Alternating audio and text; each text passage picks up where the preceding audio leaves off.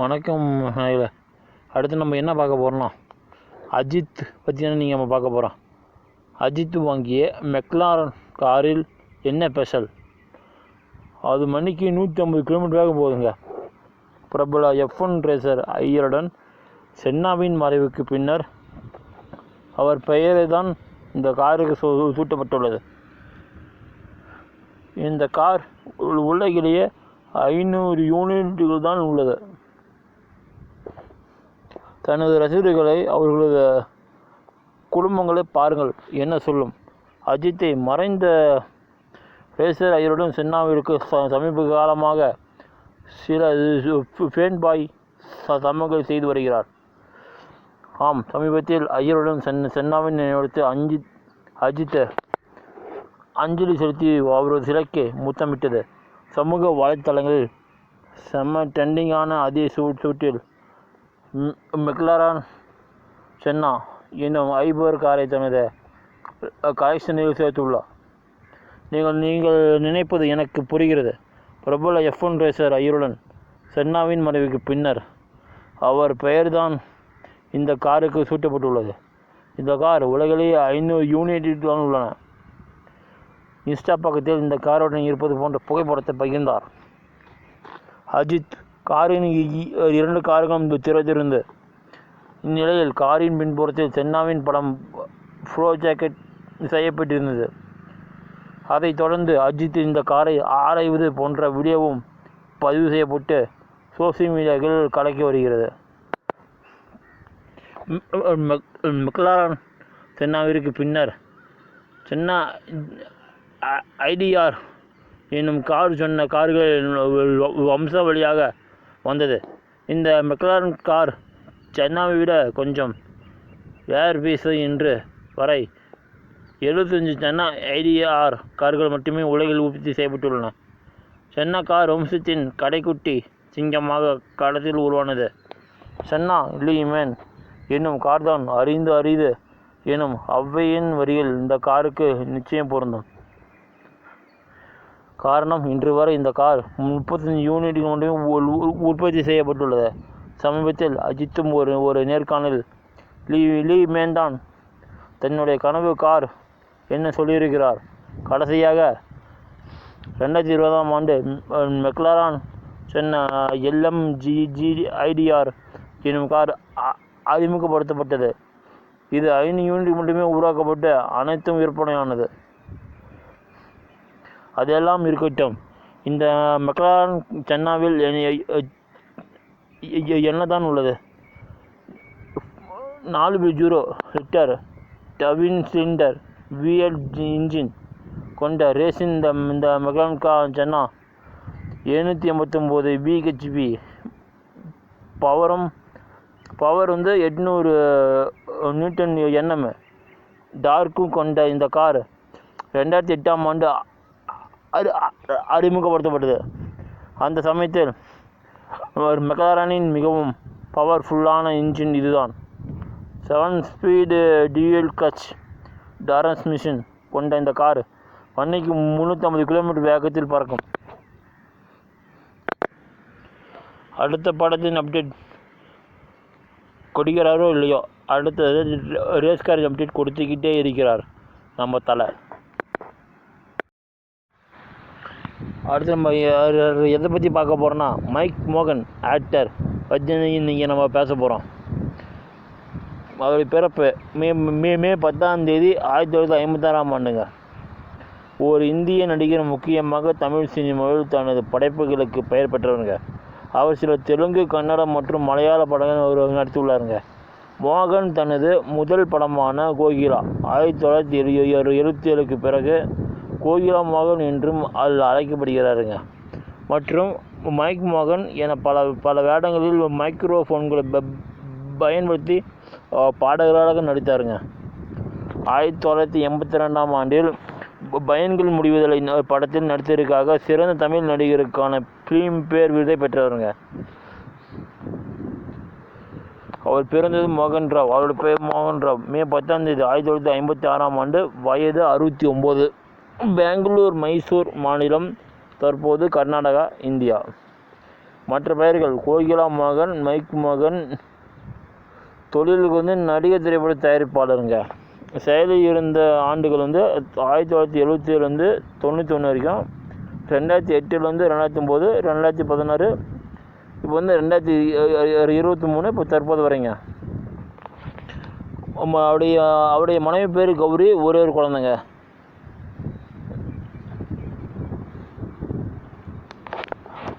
அவருடைய தொழில் கன்னட திரைப்படமான கோகிலாவுக்கு பிறகு மோகன் மதலாசா 1978 என்ற மலையாள படத்தில் நடித்தாருங்க. மேலும் மலையாள திரைப்படத்தின் வெற்றிக்கு பிறகு மோகன் பாபுவின் தெலுங்கு படமான துர்ப்பு வெள்ளை ரயிலோ 1979 கையெழுத்திட்டாருங்க. இது தமிழ் திரைப்படமான கிழக்கே போகும் ரயில் ஒரு மறு ஆக்கமாக. பின்னர் அவர் மூணு பண்ணி 1980 பாஸ்கர் நடித்தாருங்க. இது உளவியலை அடிப்படையாக கொண்டதுங்க. இது தமிழ் துறையின் பாக்ஸ் ஆஃபீஸில் நல்ல வசூலை ஈட்டியதுங்க. மோகன் ஒரு வெள்ளி விழா நட்சத்திரத்தின் அந்தஸ்தை பெற்றாருங்க. அவரது வெற்றிக்கு பிறகு 1980 தமிழ் சினிமாவில் ராஜேந்திர குமார் என்று அவர் அங்கீகரிக்கப்பட்டாருங்க. அதன் பிறகு மோகன் இயக்குனர் மகேந்திரன் இயக்கிய நெஞ்சத்தை கில்லாது என்ற தமிழ் திரைப்படத்தில் அறிமுகப்படுத்தப்பட்டார் 1980. அந்த திரைப்படம் ஒரு வருடம் ஓடியதுங்க மற்றும் சிறந்த தமிழ் திரைப்படத்திற்கான தேசிய திரைப்பட விருதை வென்றதுங்க. அவரது படங்கள் வெள்ளி விழா அல்லது பெரும்பாலான நேரங்களில் 200 நாட்களுக்கு மேல் ஓடத் தொடங்கியதுங்க. பயணங்கள் முடிவது 1982 ஒரு மிகப்பெரிய நட்சத்திரமான சிறந்த நடிகருக்கான பிலிம் விருதை பெற்றாருங்க. மணிரத்னம் இயக்கிய மௌனராகம் 1986 தமிழ் காதல் நாடக திரைப்படத்தில் அவரது தனது சிறந்த நடிப்புகளில் ஒன்றை வெளிப்படுத்தினாருங்க. அன்புள்ள காதலுக்கு 1999 என்ற படத்தில் முக்கிய வேடத்தை நடிப்பதுடன் தயாரித்தது இயக்கி மீண்டும் திரையுலகிற்கு திரும்ப அவர் கடுமையாக முயன்றாருங்க. துரதிர்ஷ்டவசமாக அவரது துரதிர்ஷ்டம் தொடர்ந்து அந்த படம் எந்த தடையும் இல்லாமல் பாக்ஸ் ஆஃபீஸில் இருந்து மறந்து விட்டதுங்க. மோகன் நடிக்காத போது அச்சம் மடம் நான் செல்வங்கள், ஆரசியராமாயணம் மற்றும் பிருந்தாவனம் போன்ற தொலைக்காட்சி தொடர்களை தயாரிப்பதில் மும்முரமாக இருப்பதாக கூறினாருங்க.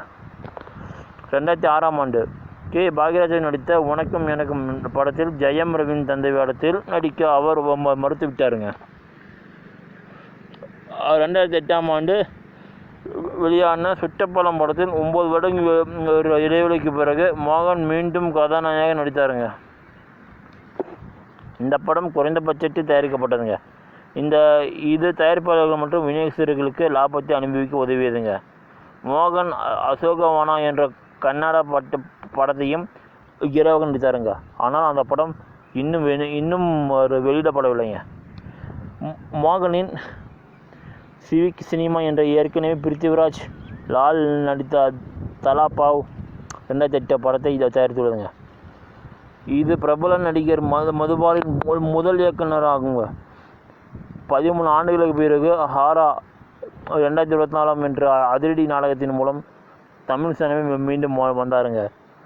மோகன் விஜயுடன் the greatest of all time 2024 படத்தில் நடித்தாருங்க. மேலும் முக்கிய வில்லனாக நடித்ததற்காக பாராட்டுகளை பெற்றாருங்க.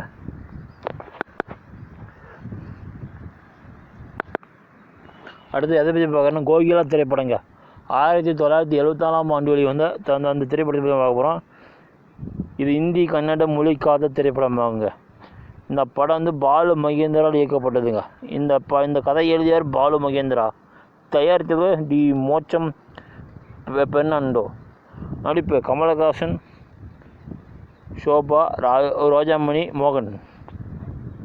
ஒளிப்பதிவு பாலு மகேந்திரா. திருத்தியவர் உமேஷ் குல்கர்னி. இசையமைத்தவர் சலீல் சௌத்ரி. தயாரிப்பு நிறுவனம் வணிக படங்கள். விநியோகித்தவர் GN ஃபிலிம்ஸ். வெளியீடு தேதி செப்டம்பர் 7 1974.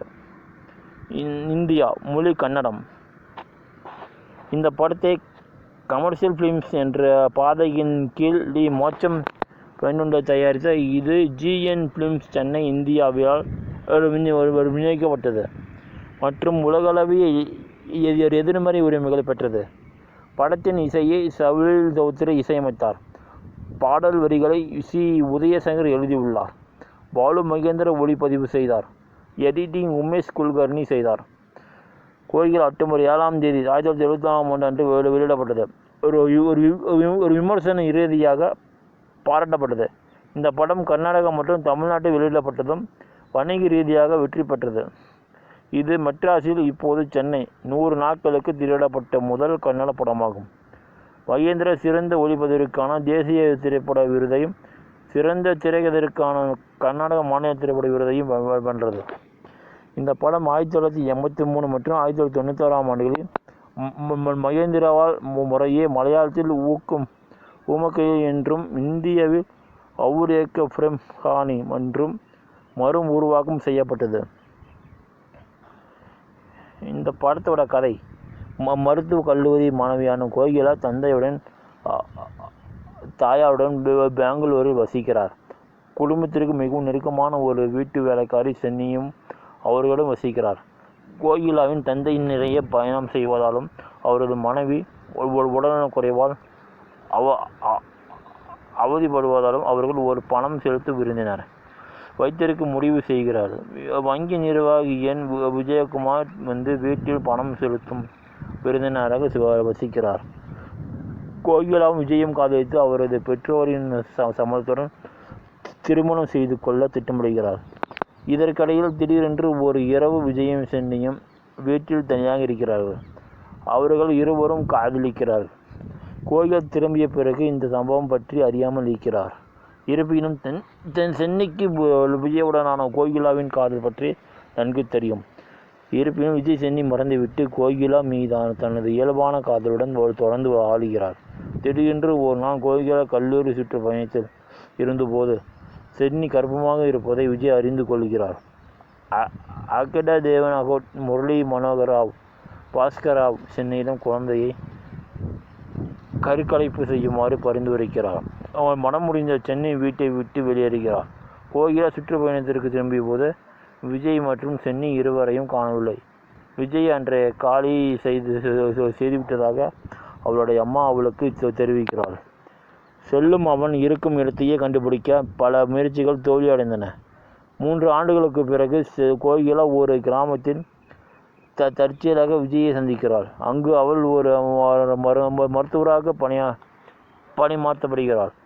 காலப்போக்கில் விஜய்க்கும் சென்னிக்கும் திருமணம் நடந்த கோகிலா என்ற குழந்தை பிறந்ததும் அவளுக்கு தெரிய வருகிறது.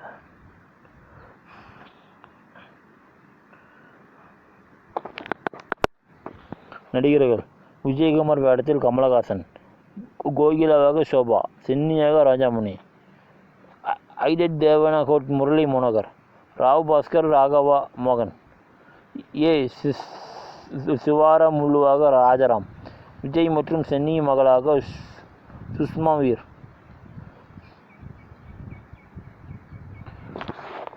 தயாரிப்பு: தென்னிந்திய சினிமாவின் முன்னணி ஒளிப்பதிவாளராகிய ஒருவரான பாலு மகேந்திராவின் இயக்குநராக அறிமுகமான படம் கோகிலா. தமிழ் சினிமாவில் வெற்றிகரமான நடிகராக தன்னை நிலைநிறுத்தி கொண்ட மகனின் அறிமுகம் இந்த படமே. சோபா மலையாளம், கமலஹாசன் மற்றும் பாலு மகேந்திரா தமிழ், ரோஜாமணி தெலுங்கு, மோகன் கன்னடம் மற்றும் சலில் சௌத்ரி பெங்காலி ஆகிய 5 வெவ்வேறு துறைகளையும் சேர்ந்தவர்கள் இந்த படத்தில் பணியாற்றினர். அப்போது மோகனை தவிர வேறு யாரும் கன்னடம் தெரியாது.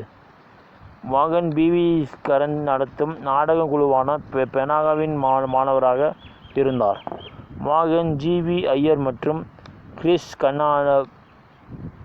கர்ணாவுடன் சித்தாதே என்ற நாடகத்தில் நடித்து வந்தார். மேலும் அவரது புகைப்படத்தை மகேந்திராவுக்கு அனுப்பும்படி கேட்கப்பட்டது. பின்னர் கமலின் நண்பராக நடித்த படத்தில் மோகனுக்கு ஒரு வேடம் வழங்கப்பட்டது.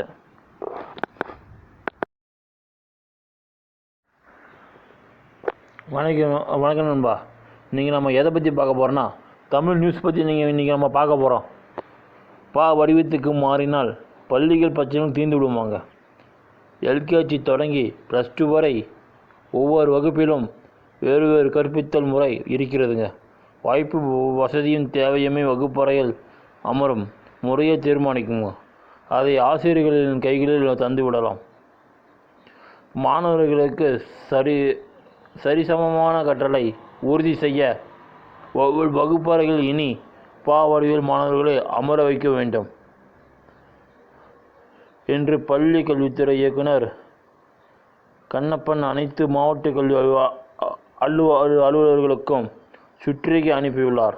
கடைசி பெஞ்சு என்று மாணவர்கள் மீது முத்திரை குத்தப்படுவதை தடுக்கவே இந்த திட்டம் என்று சுற்றறிக்கையில் தெரிவித்துள்ளார். கடைசி பெஞ்சு மாணவர்கள் எதிர்கொள்ளும் சிக்கல்களை முன்வைத்த சாஸ்னர்த்தி சி குட்டன் என்ற திரைப்படம் மலையாளத்தில் வெளியானதுங்க. அதன் தாக்கத்தால் வடிவ இருக்கை முறையை பள்ளிகளில் செயல்படுத்த இருப்பதாக கேரளா அறிவித்ததுங்க. தமிழக பள்ளி கல்வித்துறை அமைச்சர் அன்பில் மகேஷ் பொய்யாமொழியும் தமிழகத்தில் வடிவில் இருக்கைகள் மாற்றப்படும் என்று அறிவித்தாருங்க.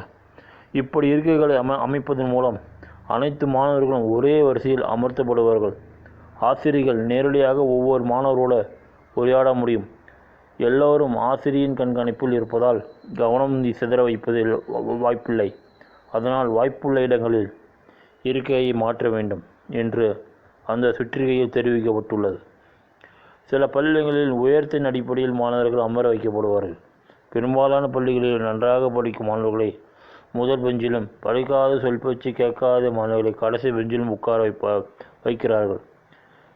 கடைசி பெஞ்சு என்பது அழியாத அடையாளமாகவே மாறிவிடுகிறது. இந்த பிரிவினையை போக்க வடிவ இருக்கை நிச்சயம் உதவும். ஆனால் வகுப்பறையின் கட்டமைப்பை மாற்றும் இப்படி ஒரு திட்டத்தை சாதக பாதங்களை ஆய்வு செய்யாமல், ஆசிரியர்கள் மாணவர்கள் கருத்தை கூட கேட்காமல் இவ்வளவு அவசரமாக நடைமுறைப்படுத்த வேண்டிய தேவை என்ன?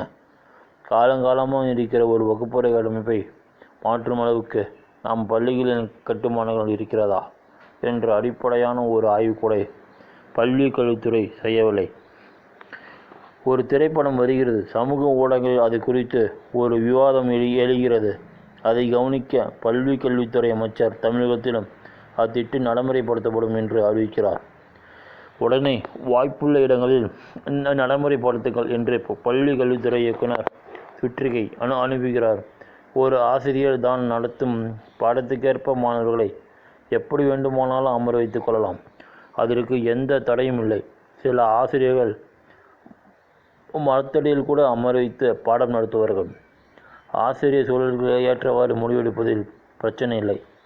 ஆனால் அது அரசு திடீரென தேவையான ஏற்பாடுகள் எதையும் செய்யாமல் வடிவில் பிள்ளைகளை அமர வைக்க வேண்டும் என்று உத்தரவிடுகிறது.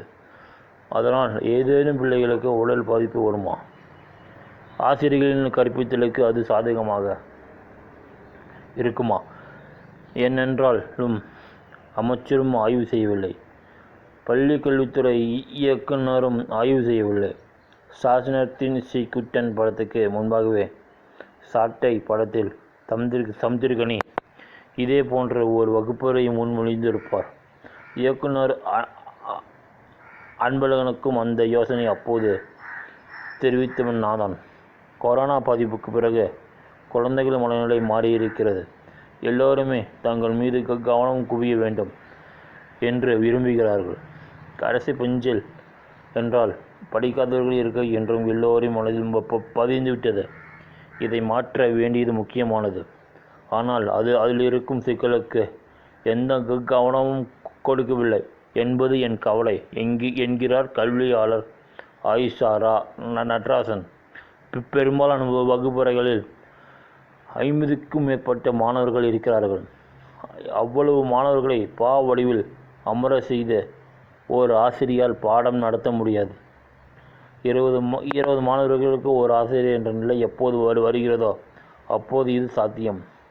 எப்போது இருக்கும் நிலையில் இது இன்னும் மாணவர்களை விலகிக்கூடக்கூடும். இடைநிற்றல் இல்லாமல் அனைவரையும் பள்ளிக்கு கொண்டு வர வேண்டும் என்பது இலக்கு. வடிவு வகுப்பறை சிக்கலை உருவாக்கும் என்கிற ஆயிஷா நடராசா மேலும் ஒரு கேள்வியை முன்வைக்கிறார்.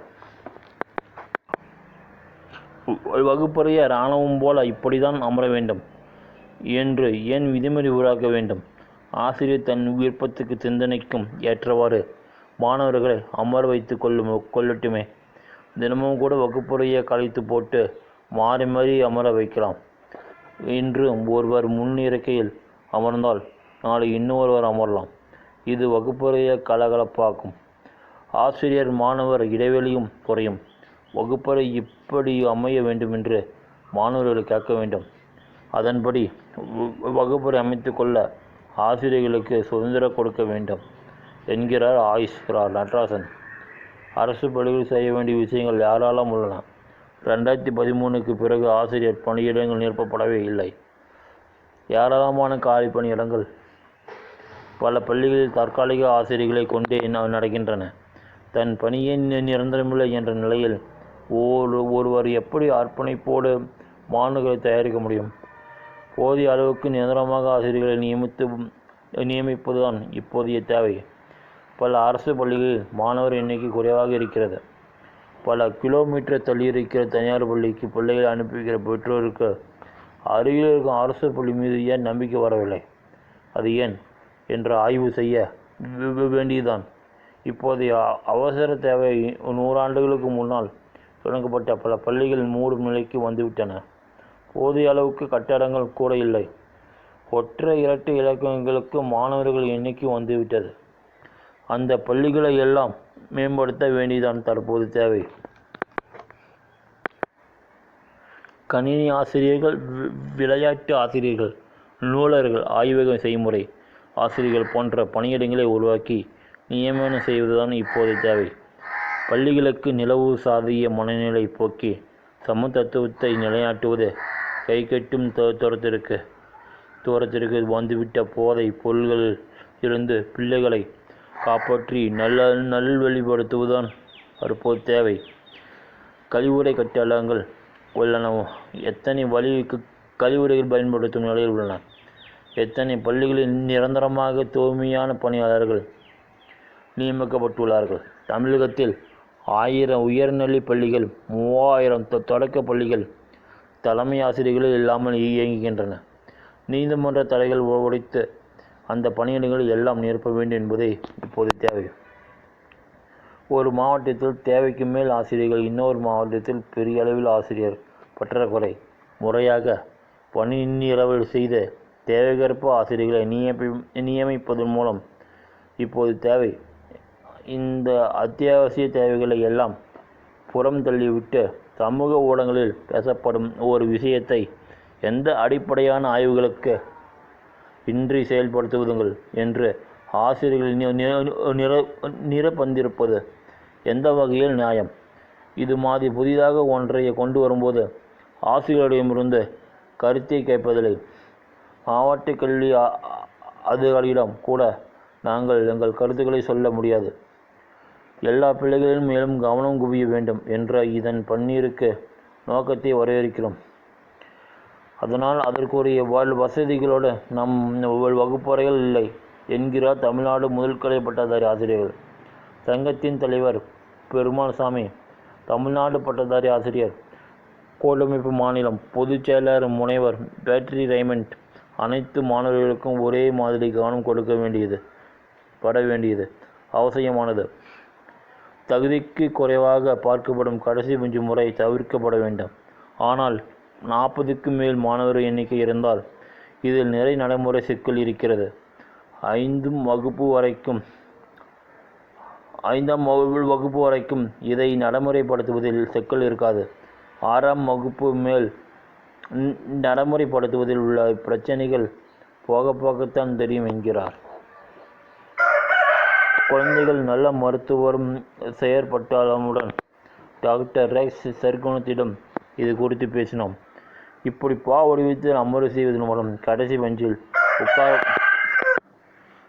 உட்காரவர்கள் கல்வியில் பின்தங்கியவர்கள் என்ற எண்ணத்தை மாற்ற முடியும். ஆனால் நமது பள்ளிகளில் கட்டுமான அமைப்பு என்பது அதற்கேற்றவாறு இல்லை.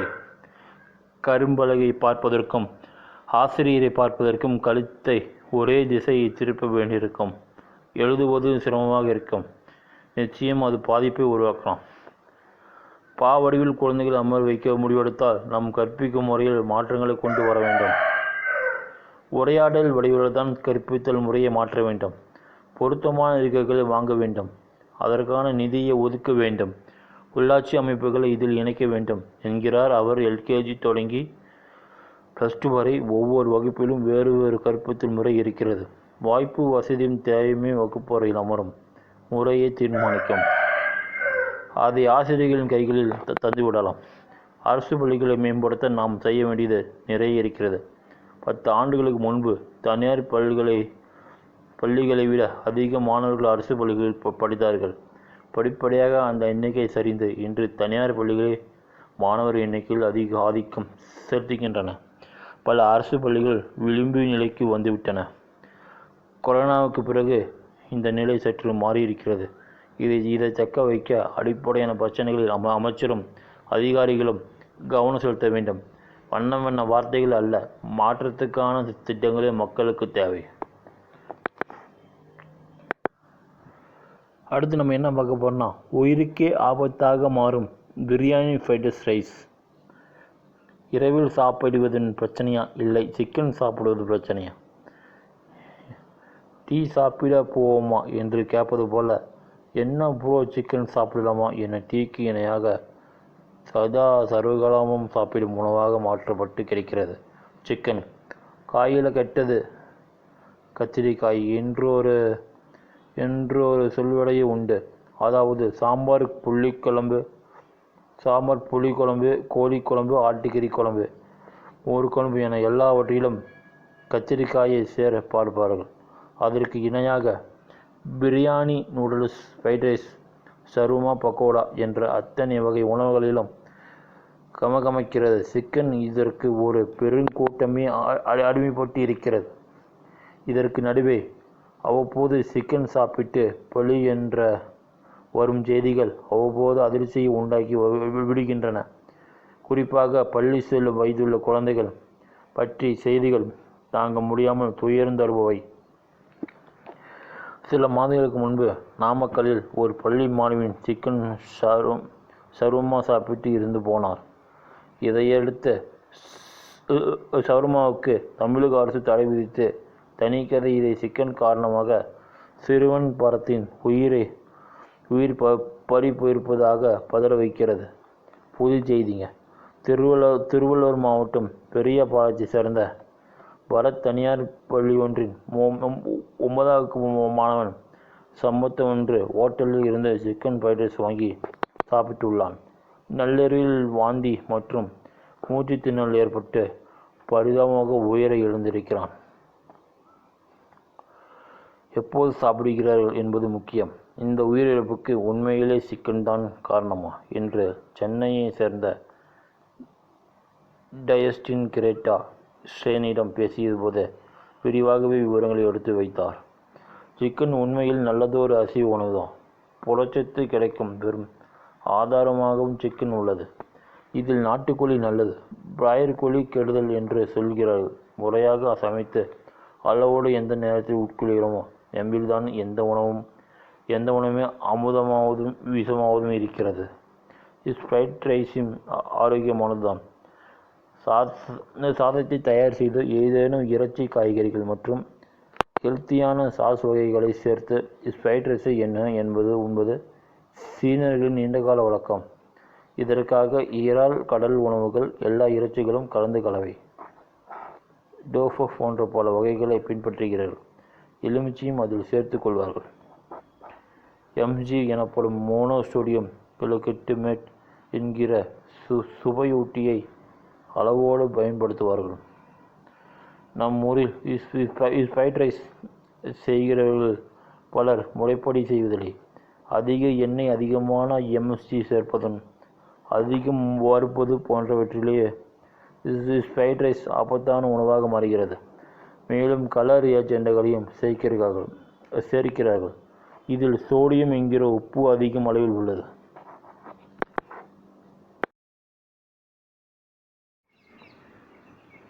அடுத்து நம்ம யார் பற்றி பார்க்க போகிறோங்க? நம்ம பெஸ்ட்டு ஜோடி எம்ஜிஆர் தான் இந்த சரோஜாதேவி ஒரு பேச்சு அடிச்சுக்கிறாங்க. அந்த அம்மா என்ன சொல்கிறாங்கன்னா, வயசான என்னையா, லயன் இஸ் ஆல்வேஸ் லயன் என்பது இருவருக்கும் பொருந்தும்.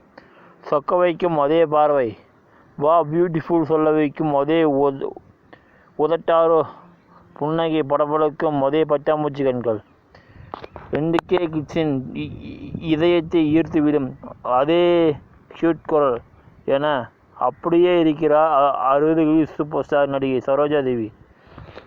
எம்ஜிஆர், சிவாஜி, ஜெமினி என 3 ஸ்டார்களுக்கு நாயாக நடித்த டாப் ஸ்டார் சிவாஜி சரோஜாதேவி நடிப்பில் தமிழ் சினிமாவின் எவர்கிரீன் படமான புதிய பறவை ரிலீஸ் ஆகி 60 ஆண்டுகள் ஆகிவிட்டன. ஆண்டுகள் கடந்தாலும் புதிய பறவை கொண்டாடப்பட்டு வரும் நிலையில் பெங்களூரில் வசிக்கும் சரோஜாதேவி எப்படி இருக்கிறார்? புதிய பறவை படம் வெளியானது போது நடந்த சுவாரஸ்யங்கள். எம்ஜிஆர், சிவாஜி, ஜெமினி மூவரில் யார் பெஸ்ட் ஜோடி? மனநிறைவை கொடுத்த படம் இது? சரோஜாதேவியிடம் பேசினோம். நான் ரொம்ப நல்ல ஆரோக்கியமாக இருக்கேன். எப்போவுமே உடல் ஆரோக்கியத்தால் தான் ரொம்ப அக்கறையாக இருப்பேன். தூங்கி எழுந்ததுமே கண்டிப்பாக வாக்கிங் போயிடுவேன். சினிமாவில் எந்த அளவுக்கு பிஸியாக இருந்தானோ அதே மாதிரி இப்போவும் பிஸியாக தான் இருக்கேன்.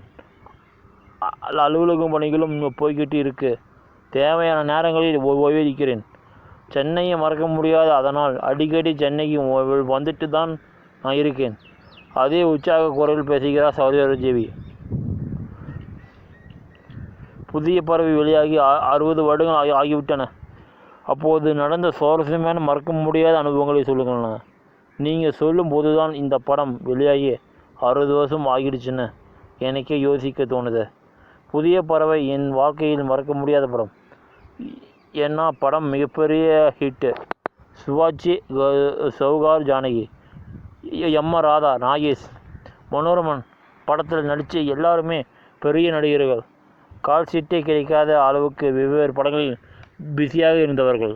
ஆனால் புதிய பறவைக்காக ஒன்றிணைந்தோம். அதனால்தான் இப்போ வரைக்கும் கொண்டாடப்படுற அளவுக்கு மிகப்பெரிய சக்ஸை கொடுத்து, அதுவும் சிட்டுக்குருவி முத்தம் கொடுத்து பாட்டு எனக்கு ரொம்ப பிடிக்கும். இப்போவும் எல்லா இடத்துலையுமே ஒழிச்சிக்கிட்டு தான் இருக்குது. அந்த பாட்டில் ஒவ்வொரு சீனுக்கும் ஒரு புடவை மாற்றிருப்பேன். அதனால தான் அந்த பாடல் கலர்ஃபுல்லாக ரசிக்கும்படியாக அமைஞ்சது. அந்த காலகட்டத்தில் இவ்வளவு பயங்கரமான காதல் த்ரில்லர் படமானு ஆச்சரியப்படும் அளவுக்கு இப்போவும் நான் எங்கே போனாலும் அந்த படத்தை பற்றி பேசுகிறதும் பாராட்டுறதும் கொண்டாடுறதும் எனக்கு ரொம்ப பெருமையாக சந்தோஷமாக இருக்கும். நான் கன்னடம், தமிழும்னு ரொம்ப பிஸியாக நடிச்சுக்கிட்டு இருந்த காலகட்டம். என் கால் சீட்டை எல்லாம் எங்கள் அம்மா தான் பார்த்துக்கிட்டு இருந்தாங்க. புதிய பறவை படத்தை சிவாஜி ஃபிலிம்ஸ் தயாரிச்சது. சிவாஜி சாரோட தம்பி சண்முகம் தான் எங்கள் அம்மா கிட்ட வந்து புதிய பறவை இன்னும் படம் எடுக்கிறோம், நாயகியாக சரோஜாதேவி தான் நடிக்கணும் என கேட்டார். அதற்கு அம்மா, சரோஜாவுக்கு நிறைய படங்கள் இருக்கு, இப்போது கால் சீட்டு கொடுக்கிறது கஷ்டம் சொல்லிட்டாங்க. காதலியாக இருக்கணும், துப்பறிவு போலீஸாக இருக்கணும், அதுக்கு சரோஜாதேவி நடிச்சு தான் கரெக்டாக இருக்கும்னு அம்மா கிட்ட சொல்லியிருக்கிறார். அப்புறம் ஒரு மாதத்துக்கு ஏற்ற மாதிரி அட்ஜஸ்ட் பண்ணி தேதியை கொடுத்தாங்க அம்மா. ஷூட்டிங்கில் எல்லாம் ஆர்டிஸ்ட் மட்டுமே ஒரு குடும்பம் மாதிரி ஒன்றா இருந்தோம். முக்கியமாக கப்பல் ஷூட்டிங்கை மறக்கவே முடியாது. அழகான அனுபவம் அது. மிக முக்கியமாக சிவாஜி நடிப்பை சொல்லவே தேவையில்லை. அவர் நடிக்கிறதே பார்க்கும்போதே எல்லோருக்கும் நடிப்பு தான் வந்துடும். எல்லாம் ஆர்டிஸ்டோ கொட்ட நடிப்புலா. படம் செம்ம ஹிட்டு. ரொம்ப நாள் ஓடிச்சு. துப்பறியும் சிஐடி ஆஃபீஸர் ரோலான சண்முகம் என்கிட்ட சொன்னதுமே கதையும் எனக்கு பிடிச்சி போச்சு. செம்ம சஸ்பென்ஸ் ரோல். என் அப்பா ஒரு போலீஸ் அதிகாரி, நான் ஒரு போலீஸ் அதிகாரியாக நடிக்கிறேன் நினைக்கும் போதே மனசுக்குள் சந்தோஷமாகவும் பரவசமாகவும் இருந்துச்சு. சொன்ன நம்ப மாட்டீங்க, இந்த படத்தில் நடிக்க அப்பா கிட்ட எந்த டிப்ஸுமே கேட்கலை. இயக்குனர் என்ன சொன்னாரோ அதை மட்டுமே நான் செஞ்சேன். புதிய பறவை படத்தில் சிவாஜியை கோபால் என்னும் நீங்கள் செல்லமாக கூப்பிடுவதும் அத்தனை நடிப்பாக என சிவாஜி கிளைமாக்ஸில் முழுவதும் இன்றைக்கு பலராலும் பேசப்படும் காட்சி. அந்த காட்சியில் நடிக்கும்போது எப்படி இருந்தது? நான் ரொம்ப இயற்கையான நடிகை. ஒரு காட்சியை சொல்லிட்டாலே அந்த காட்சிக்கு எப்படி நடிக்கும்னு தானாகவே எனக்கு வந்துவிடும். அப்படி தான் அந்த காட்சியில் உணர்வுபூர்வமாக நடித்தேன். என் வேலையை மிகச்சிறிய பண்ணினேன். இதற்காக ஸ்பெஷலாக பயிற்சி எடுத்துக்கிட்டு எல்லாம் நான் நடிக்கலை. கேஷுவலாக பண்ணி தான் அந்த காட்சி நான் இப்போ பேசப்படுது.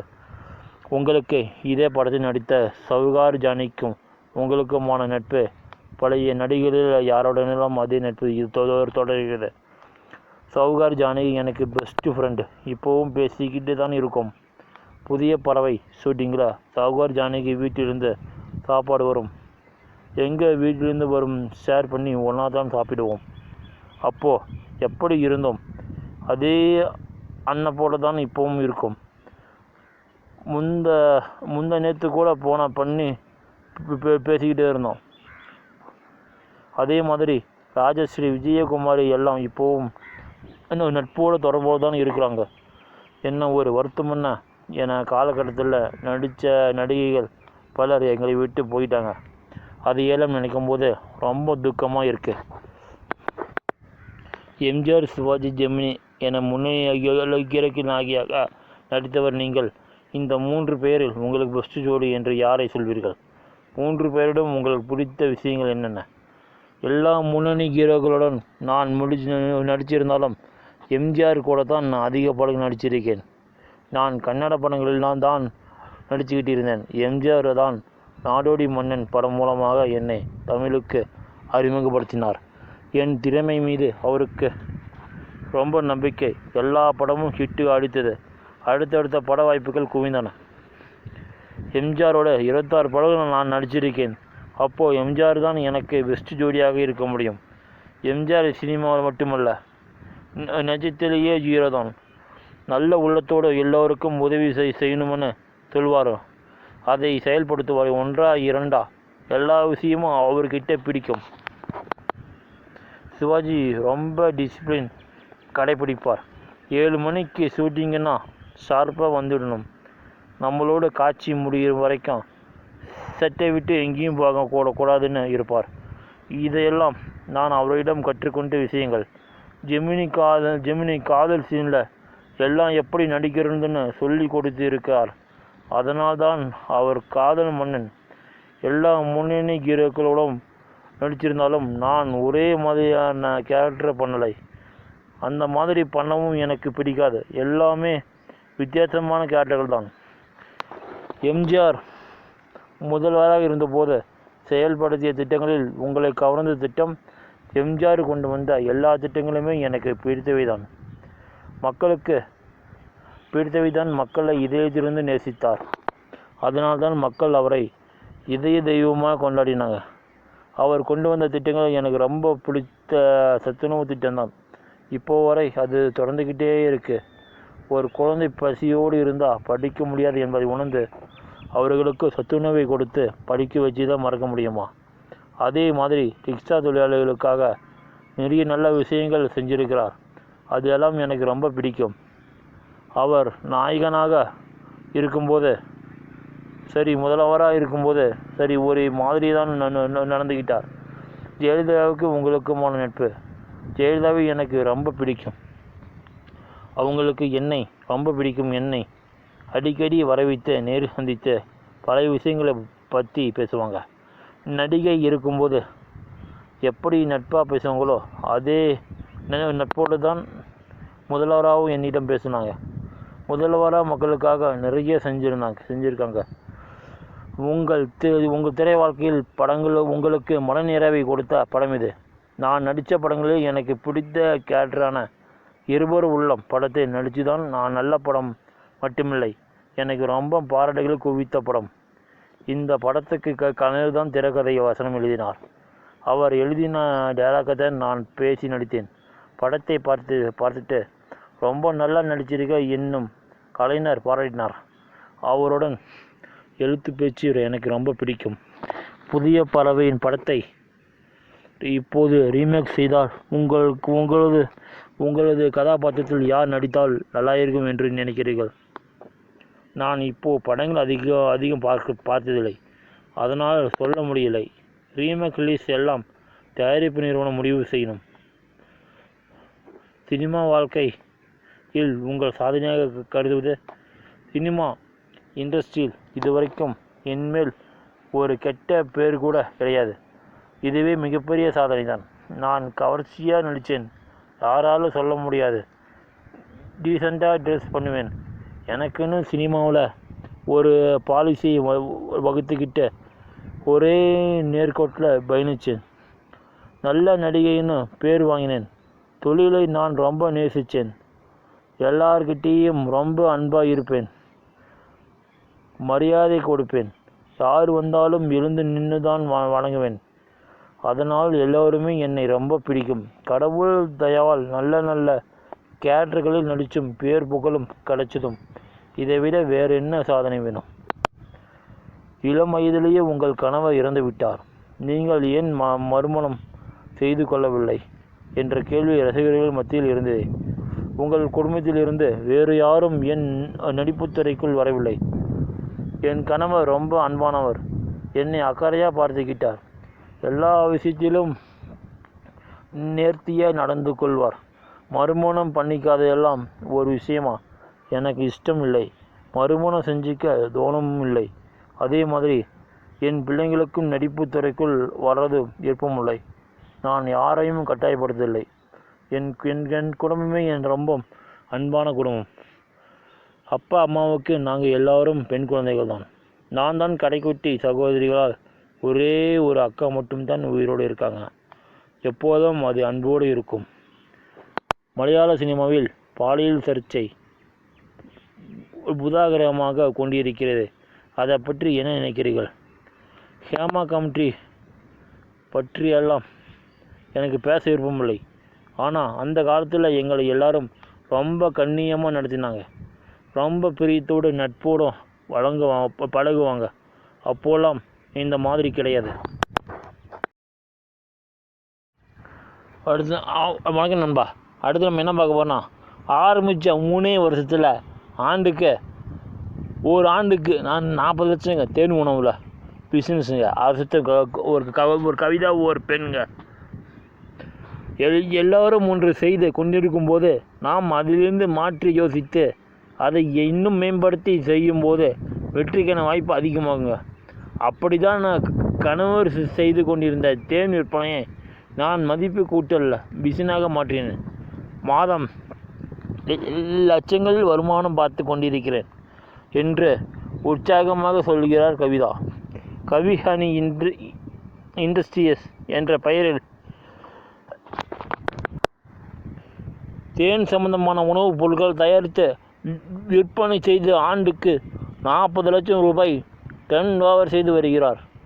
நாகர்கோவில் அருகே உள்ள சியோன்புரத்தை சேர்ந்த கவிதா வீட்டுக்கு அருகிலேயே தனியாக உற்பத்தி கூடமும் அலுவலகமும் வைத்துள்ளார். தேனில் ஊற வைத்த அத்தியை பாக்கெட் செய்து கொண்டிருந்தவரிடம் பேசினோம். மதிப்பு கூட்டல் பொருட்களின் விலை ஆச்சரியம் தந்தது. என் கணவர் ஜீனோ தேன் உற்பத்தி செய்யும் விவசாயி. மூத்த மகள் ஜீவிசா கல்லூரியிலும் இளைய மகள் கவிஷா 11 வகுப்பும் படிக்கிறார்கள். நான் திருமணத்துக்கு முன் ஆப்ரேட்டிவ் படிப்பை முடித்துவிட்டு சுய உதவிக்குழுக்களை வழிநடத்தும் வேலையில் 3 வருடங்கள் இருந்தேன். பின்னர் ஹாஸ்டல் வார்டனாக வேலை பார்த்து திருமணத்துக்கு பின் குடும்பம் பிள்ளைகளை கவனிக்கவே நேரம் சரியாக இருந்தது. வீட்டில் இருந்தே ஏதாவது தொழில் செய்யலாமா என்ற தேடலில் இருந்தேன். என் கணவர் மரபு பெட்டிகளை தோட்டங்களில் வைத்து தேனீக்கள் வளர்த்து தேன் உற்பத்தி செய்து ஜியானி என்ற பெயரில் விற்பனை செய்கிறார். தேனை அப்படியே மார்க்கெட்டுக்கு அனுப்பி விற்பனை செய்யும் அவருக்கு குறையாக தான் லாபம் கிடைத்தது. ஆனால் தேனை கண்டு செய்ய மதிப்பு கூட்டிய உணவுப் பொருட்களின் விலையோ எங்கேயோ இருந்தது. உதாரணமாக தேன் கிலோ 300 ரூபாய்க்கு விற்பனையாகும். அதே செய்யும் தேன் அத்தி கிலோ ரூபாய் 1100 ரூபாய். ரோஜாப்பூ கூழ்கந்து கிலோ 600 ரூபாய். தேனி நெல்லி கிலோ 500 ரூபாய். கணவரிடம் தேன் வாங்குபவர்களில் சிலர் அதை கொண்டு மதிப்பு கூட்டிய தொழில் செய்து நல்ல லாபம் ஈட்டுவதை கனவு கூடவாக பார்த்தேன். அதனால் நானும் அந்த தொழிலையே செய்ய முடிவெடுத்தேன் என்பவர் அதற்கான பயிற்சிகளையும் முறையாக பெற்றிருக்கிறார். உரிய சான்றிதழ்கள் பெற்று 4 வருடங்களுக்கு முன் கோவை வேளாண் பல்கலைக்கழகத்தில் தேனை எப்படியெல்லாம் மதிப்பு கூட்டலாம் என்பது குறித்து நடந்த 10 நாட்கள் பயிற்சி முகாமில் நான் கலந்து கொண்டேன். தொடர்ந்து வீட்டிலேயே தேன் நெல்லி, தேன் அத்தி, ரோஜா, குல்கந்து போன்ற பொருட்களை தயாரிக்க தொடங்கினேன். உணவுப் பொருட்களை மொத்தமாக வாங்கி சுத்தம் செய்து ஊற வைக்கும் சமயத்தில் சில ஆட்களை வேலைக்கு அழைத்து கொள்வோம். பேங்கிங் வரை மற்ற எல்லா வேலைகளையும் நானும் பிள்ளைகளும் தான் பார்ப்போம். ஆரம்பத்தில் பதப்படுத்துதல், காலாவதி, தேதி குறிப்பிடுதல் போன்ற விஷயங்களை நிறைய சந்தேகங்கள் ஏற்பட்டன. அவற்றையெல்லாம் அக்ரி யூனிவர்சிட்டியில் கேட்டு தெரிந்து கொண்டேன். உணவுப் பொருள் தயாரிப்பு நிறுவனம் என்பதால் MSM பதிவு, உணவு பாதுகாப்பு மற்றும் தரப்படுத்துதல் ஆணையத்தின் சான்றிதழ், GST நம்பர் என அனைத்தையும் முறையாக பெற்றிருக்கிறேன். வருடந்தோறும் ID5 பண்ணி வருகிறேன் என்பார் விற்பனை பற்றி பகிர்ந்தோம். சுமார் 25% தொகை லாபம். தேனில் ஊற வைத்த நெல்லிக்காய் போன்றவை உடல் ஆரோக்கியத்துக்கும் உகந்த உணவுகள் என்பதால் மக்கள் மத்தியில் நல்ல வரவேற்பு உள்ளது. நான் எனது மதிப்பு கூட்டல் தயாரிப்பு பொருட்களை கன்னியாகுமரியில் உள்ள கடைகள், சூப்பர் மார்க்கெட்டுகள் மற்றும் மெடிக்கல் ஸ்டோர்களுக்கு மொத்தம் விற்பனையாக நான் அனுப்பி வைக்கிறேன். ஆன்லைன் மூலம் விற்பனை உண்டு. எதிர்காலத்தில் 10 ரூபாய்க்கு சாஸ்ட்ரோ பாக்கெட்டுகளில் தேன் விற்பனை செய்யும் திட்டம் உள்ளது. அதற்காக மிஷினை விரைவில் வாங்கி விற்கிறேன். இந்த தொழிலை ஆரம்பித்து 3 வருடங்கள் ஆகின்றன. முதல் வருடம் 30 லட்சம் ரூபாய் டன் ஓவர் எடுத்தேன். 2வது வருடம் 35 லட்சம் ஓவர் எடுத்தேன். சென்ற வருடம் 40 லட்சம் ரூபாய் மேல் டன் ஓவர் பார்த்தேன். பொருட்கள் தயாரிக்க பயன்படுத்தும் மூலப்பொருட்கள், பாட்டில் வேலை செய்பவர்களுக்கான சம்பளம் போன்ற எல்லா செலவுகளும் போக இந்த தொழிலை சுமார் 25% தொகை லாபமாக நிற்கிறது என்று பெருமையுடன் சொன்ன கவிதா. வேலைக்கு போக முடியவில்லையே என்று கவலைப்பட்ட நான் இன்று சிலருக்கு வேலை கொடுக்கும் முதலாளி ஆகியிருக்கிறேன். என் மகளுக்கு இப்போதே சொந்த காலில் இருக்க வேண்டும் என்ற உத்வேகம் என் மனதில் ஊன்றிவிட்டது. எங்கள் அம்மா மாதிரி சூப்பராக ஒரு பிஸ்னஸ் செய்யணும் என்று அவர்கள் சொல்ல, அதை கேட்கும்போது என் ஆக சிறந்த வெற்றி அது என்று தோன்றுகிறது. நிகழ்ச்சியும் மகிழ்ச்சியுமாக சொல்கிறார் கவிதா. தித்திக்கட்டும் வழிகாட்டுவார்கள். இப்படிதான் தயாரிக்கிற தேன் உணவுகள் தயாரிக்கும் முறை பற்றி பகிர்ந்து கொண்டார் கவிதா.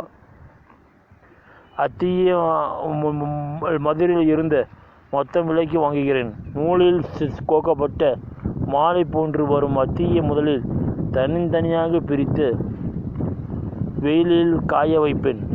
அப்படி செய்தால்தான் பூச்சி வராமல் நீண்ட நாட்களுக்கு தரமாக இருக்கும்.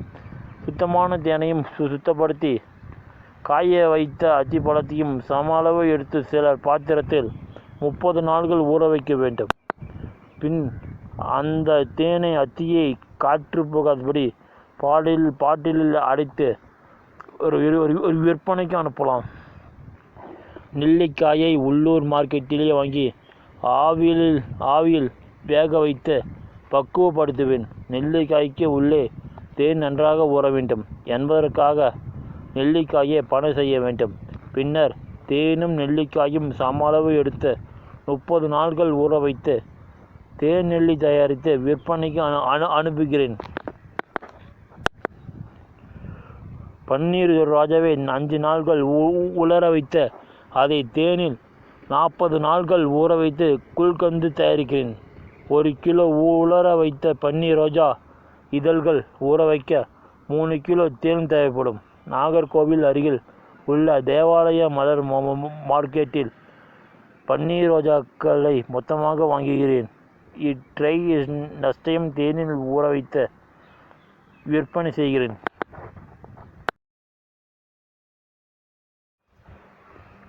பருமன் முதல் புற்றுநோய் வரை மாலையில் சூரியனின் மறைவுக்கு பிறகு மனிதர்களின் செரிமானத்திற்கு குறைவாகும். இதனால் தான் இரவு உணவை சீக்கிரம் உட்கொள்ள சொல்கிறார்கள். இந்த சூழ்நிலையில் தவறாக தயாரிக்கப்பட்ட ஃப்ரைட் ரைஸ் செரிமானத்திற்கு குறையும். இரவு நேரத்தில் சாப்பிடும்போது ஜீரணம் ஆகாது, வாந்தி, குமட்டல் போன்ற சௌகரியங்கள் உண்டாகலாம். அதிகம் வறுக்கப்படுவதால் கொழுப்புச்சத்து பருமனை அதிகரிக்கும் வாய்ப்பு உண்டு. ஃப்ரைட் ரைஸிற்கு அதிகம் கார்போஹைட்ரேட் தூக்கத்தையும் கெடுக்கும். தவறான தயாரிப்பு முறையால் புற்றுநோயை உண்டாக்கும் ஆபத்து உண்டு. ஃப்ரைட் ரைஸ் சாப்பிடும்போது பலரும் நிதானமாக மென்று சாப்பிடுவதில்லை. பலரும் அதை அப்படியே அள்ளி விளங்குகிறார்கள். இப்படி சாப்பிடும் முறையிலும் தவறு இருக்கிறது. ஃப்ரைட் ரைஸ் சாப்பிட்ட பிறகு கார்பனேட் குளிர்பானங்களை பருகிறார்கள். இதுவும் ஆபத்தான பழக்கம். அதிகம் எண்ணெய், அதிகம் உப்பு, இரவில் உண்பது போன்றவை ஆபத்தை வரவழைத்துவிடும் வாய்ப்பு உண்டு. ஃப்ரைட் ரைஸ் சிண்ட்ரோம் என்ற ஒரு நோயை இருக்கிறது. அசைவத்தை சரியாக சமைக்காத பட்சத்தில் பாக்டீரியா வளர வாய்ப்பிருக்கிறது. இதனால் தான் ஃபுட் பாய்சன் உண்டாகிறது. உணவே விஷமாகி வாந்தி, மயக்கம், வயிற்றுவலி உண்டாகிறது. அதிக கலர் ஏஜென்ட்டுகள் சேர்ப்பதால் கற்றல் குறைபாடு பிரச்சனை குழந்தைகளும் உண்டாகும் வாய்ப்பு உண்டு என்கிற ஷேரின் சிக்கன் ரைஸை விரும்புகிறவர்களுக்கான வழிகாட்டுதலை கூறுகிறார். மாலை 7 மணிக்கு மேல் வேண்டாமே. சிக்கன் ஃப்ரைட் ரைஸை மாலை 7 மணிக்கு பின்பு சாப்பிடுவதை தவிர்க்க வேண்டும். நல்லவிதமாக சுகாதாரமாக தயாரிக்கிற உணவுகளில் மட்டுமே சாப்பிட வேண்டும். ஃப்ரைட் ரைஸ் இயல்பான நிறத்தில் இருக்க வேண்டும். கூடுதலாக நிறம் சேர்க்கப்படாமல் இருப்பதுதான் சிறப்பு. இரத்த அழுத்தம், இதய கோளாறு, நீரிழிவு போன்ற பிரச்சனைகள் இருப்பவர்கள் ஃப்ரைட் ரைஸை முற்றிலும் தவிர்க்க வேண்டும். இல்லாவிட்டால் விரும்பத்தக்காத விளைவுகள் உண்டாகலாம் என்று எச்சரிக்கிறார். சிக்கன் மட்டுமே காரணமில்லை. சென்னையை சேர்ந்த சித்த மருத்துவர் அப்ராமியிடம் இந்த பிரச்சனையை பற்றி கேட்டபோது, சிக்கன் மட்டுமே காரணம் என்று சொல்ல முடியாது. உயிரிழப்புக்கு ஒன்றுக்கும் மேற்பட்ட பல்வேறு காரணங்கள் இருக்கலாம். சுகாதாரமான நடவடிக்கைகளை கண்டிப்புடன் பின்பற்றுகிறார்கள் என்று அமெரிக்கர்களை சொல்கிறார்கள். ஆனால் அமெரிக்காவிலேயே வருடத்திற்கு 20 லட்சம் பேர் ஃபுட் பாய்சன் பிரச்சனைக்கு ஆளாகிறார்கள். ஆயிரக்கணக்கானோர் உயிரிழக்கிறார்கள். நம் நாட்டில் அது தொடர்பான தரவுகளும் தெளிவாக பதிவாது இல்லை. ஃபுட் பாய்சன் ஏற்பட்டாலும் மிகவும் மோசமான சூழலிலேயே மருத்துவமனைக்கு செல்கிறார்கள். இல்லாவிட்டால் வயிறு சரியில்லை என்று விட்டு வைத்தியம் பார்மசிகளில் மருந்துகள் வாங்கி உட்கொள்ளும் சுய மருத்துவம் என்று போய்விடுகிறார்கள். இது நோய் எதிர்ப்பு சக்தி குறைந்தவர்கள், குழந்தைகள், ஏதேனும் நாள்பட்ட நோயை கொண்டவர்கள், 50 வயதுக்கு மேற்பட்டோர் ஃபுட் பாய்சனால் தீவிரமாக பாதிக்கப்படலாங்க. மருத்துவமனையில் அனுமதிக்கப்பட்ட சிகிச்சை அளிக்க வேண்டிய நிலை வரலாம். இது போன்ற சூழலிலும் உயிரிழப்பு என்பது மிக மிக அரிதாகவே நடக்கும். காத்திருக்கும் 5 வகை கிருமிகள். ஓட்டல்களில் அன்றைய தினத்தில் வாங்குகிற சிக்கனை அன்றே சமைத்து விற்பனை செய்து விடுவதில்லை. மிச்சம் இருப்பதை அடுத்த நாளுக்காக எடுத்து வைத்து பயன்படுத்த வாய்ப்புண்டு. இறைச்சியை எத்தனை நாள் வைத்துக் கொள்கிறார்கள், எப்படி பாதுகாக்கிறார்கள் என்பதை கிருமி தொற்றே தீர்மானிக்கிறது. முக்கியமான 5 வகை கிருமிகள். ஆதிக்கம் இறைச்சியில் அதிகம் இருக்கும். அசைவ உண்ணால் ஃபுட் பாய்சன் ஏற்பதற்கு இந்த கிருமிகள் பெரும்பாலான நேரங்களில் காரணமாக உள்ளன. அதிக வெப்பநிலை சமைக்கும் போதுதான் இந்த கிருமிகள் அழியும். ஆனால் ஃப்ரைட் ரைஸ் தயாரிப்பில் பாதி அளவு வேக வைத்த அரிசியை அதே போல் பாதி அளவு வேக வைத்த சிக்கனையும் சேர்த்து செய்கிறார்கள். இப்படி தரமற்ற அல்லது வெந்தும் வேகாமல் இருக்கிற இறைச்சி உணவுகளை சாப்பிடுகிற போது வயிற்றுக்குள் சென்று தன்னுடைய வேலையை காட்டவே செய்ய என்கிறார். பெற்றோர்தான் காரணம். இது தொடர்பான விழிப்புணர்வை எப்படி ஏற்படுத்துவது என்று மருத்துவர் அப்ராமியிடம் கேட்டபோது, உணவு பாதுகாப்பு தொடர்பான வழிகாட்டுதல்கள் ஏற்கனவே நம்மிடம் இருக்கின்றன. அவற்றை உணவகங்களில் முறையாக பின்பற்றுகிறார்கள் என்பதை அதிகாரிகள் பரிசோதிக்க வேண்டும். தங்கள் வாடிக்கையாளர்களின் பணத்தை போல அவர்களது நலனும் முக்கியமானது என்று உணவகங்களும் அகற்றே காட்ட வேண்டும். பெற்றோர்களே என் மீது போன்ற உணவுகளை வெளியில் இருந்து வாங்கி கொடுப்பதையும் நிறுத்த வேண்டும். குழந்தைகள் விரும்பினாலும் ஊக்கப்படுத்தக்கூடாது. துரித உணவுகளை அதிக விரும்பி உண்ணும் இளைய தலைமுறையினருக்கு அதன் சாதகம் பாதகம் பற்றி கற்றுக் கொடுக்க வேண்டும். வெறும் சிக்கன் வேண்டாம். Grill chicken, tandoori chilli chicken என்று சில சிக்கனை மட்டுமே சாப்பிட்டு விட்டு போதும் என்பார்கள். இப்படி வெறும் சிக்கன் மட்டுமே சாப்பிடக்கூடாது. அதனுடைய கொஞ்சம் மெனு சாதம், காய்கறிகள் சேர்த்து கொள்ள வேண்டும். மைதா வகைகளான புரோட்டா, நூடல்ஸ் போன்றவற்றையும் அசைவ உணவுகளோடு சாப்பிடுவதிலும் கவனம் தேவை.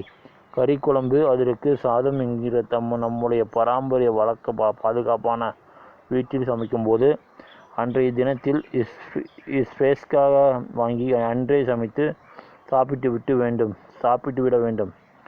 மிச்சமாவதை அடுத்த நாளுக்கு சாப்பிடுவது, ஃப்ரிட்ஜில் வைப்பது போன்ற நடவடிக்கைகள் பாதுகாப்பானவை அல்ல. அசைவ உணவு சாப்பிட்ட பிறகு அவசரமான உணவு ஏற்பட்டால் தாமதிக்காமல் மருத்துவரை சந்திக்க வேண்டும்.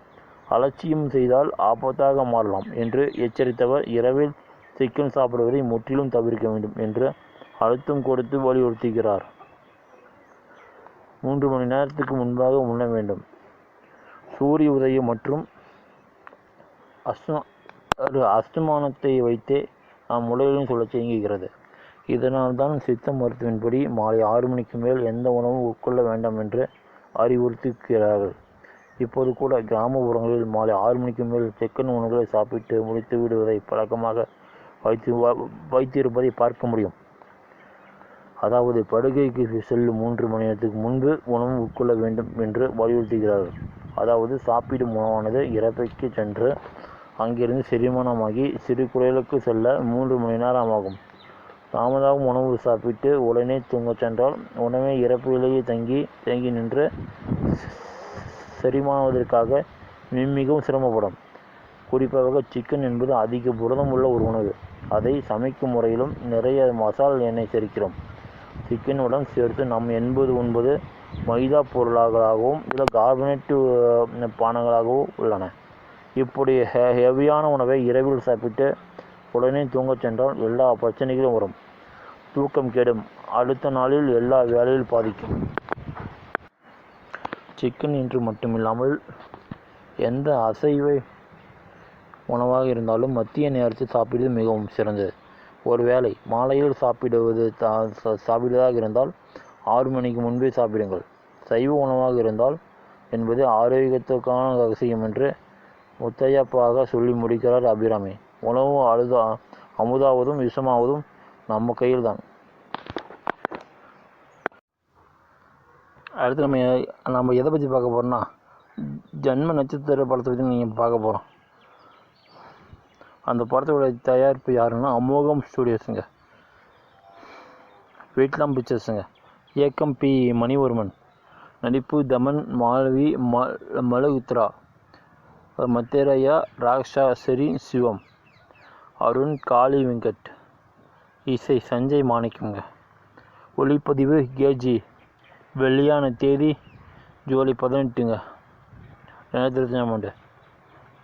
தனது நண்பன் வீட்டில் மனைவியுடன் தங்கியிருந்து சினிமா இயக்குநராக ஆசையில் கதை சொல்லி கொன்று ஏமாற்றுவதையே பரிசாக பெறுகிறாருங்க. தமன் அப்போது அந்த வீட்டில் வெட்டு காயங்களுடன் வந்து விழும். காளி வெங்கட் ஒரு பாழடைந்த மில்லில் 57 கோடி பணத்தை மறைத்து வைத்து இருக்கிறேன்.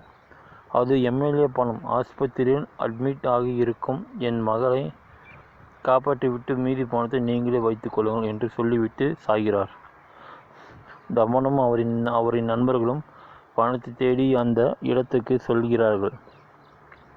அங்கே தமன் நண்பர்கள் மர்மமான முறையில் கொல்லப்பட்ட அதை செய்தது யார்? பேயா பணம் கிடைத்ததா என்ற கேள்விக்கு பதில் சொல்கிறது. ஜன்ம நட்சத்திரம் 1990 வெளியான ஜன்ம நட்சத்திரம் கதைக்கு இதற்கு எந்த தொடர்பும் இல்லை. ஒரு நொடி படத்தை இயக்கிய பி மணிவர்மன் இயக்கி இருக்கிறார். தமன் நண்பன் வீட்டில் தங்கியிருக்கும் அவரின் மனைவி மாலவிக்கு பல கெட்ட பேய் கனவுகள் வருகிறது. அதை நினைத்து பயப்படுகிறார். இந்த சூழ்நிலையில் பணத்தை எடுக்க ஒரு பாழடைந்த மில்லுக்கு 5 நண்பர்கள் டீம் செல்கிறது. அங்கே சில விஷயங்கள் பார்த்த மாலவி பயப்படுகிறார். அப்போது நண்பர்கள் ஒருவராக கொல்லப்பட்டு மற்றவர்களுக்கு சந்தேகம் வருகிறது. சாத்தானின் ஆதிக்கம் நிறைந்த இடம் அது. சாத்தான் சக்தி பெற இடங்கள் சடங்குகள் நடந்து இருக்கிறதோ என்று பயப்படுகிறார்கள். பணம் இருக்கு. தகவல் அறிந்து முனிஷ்காந்தும் அவர் உதவியாளரும் மில்லுக்கு வர அடுத்தடுத்து நடக்கும் விபரீத சம்பவங்களே படத்தின் கதை. ஒரு மில்லுக்குள் படம் முழுக்க ஓடிக்கொண்டே செத்துக்கொண்டே இருக்கிறார்கள். தமன் ஹீரோ என்றாலும் கதைக்கு முக்கியத்துவம் அல்ல. படம் என்பதால் அவரின் ஹீரோசத்தை நிரூபிக்க அதிக சீன்ஸ் இல்லை. ஒரு சண்டை காட்சியில் மட்டும் அதிரடியாக சண்டை போடுகிறார்.